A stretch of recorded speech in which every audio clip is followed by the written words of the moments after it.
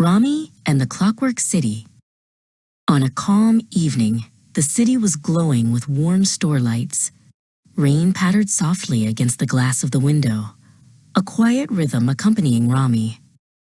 Rami sat deep inside his father's watch shop, surrounded by ticking clocks and the smell of oil.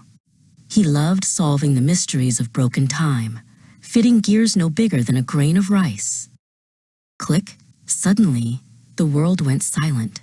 The warm store lights snapped off, plunging the city into darkness. The only sounds were the sudden stops of the traffic lights and the anxious honking of cars.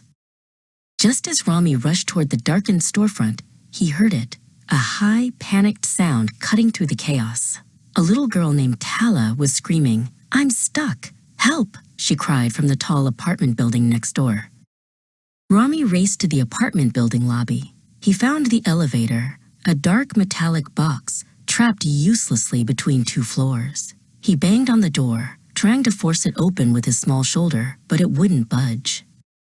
Rami could still hear Tala crying softly inside. He knew brute force wouldn't work.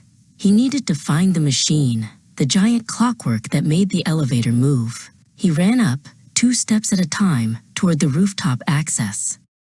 He found the machine room, a greasy cavern of cables and wheels. There was the manual rescue wheel. He grabbed the cold, heavy spokes, took a deep breath and turned with all his strength, like winding the most gigantic watch ever made. Kerchunk! The elevator lurched, rising slowly until it met the floor level. Just as the power grid flickered back to life, Commander Theron and his firefighter team arrived. They quickly pried the doors open. Tala immediately launched herself into her mother's arms. Commander Theron turned, looking at Rami, who was breathing heavily and wiping grease from his hands. "How did you know what to do, son?" Theron asked, surprised.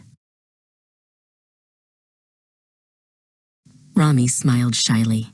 "I fix watches, sir," he said simply. "I know how things work. Sometimes the biggest problems are just giant, broken clock mechanisms waiting for the right person to wind them."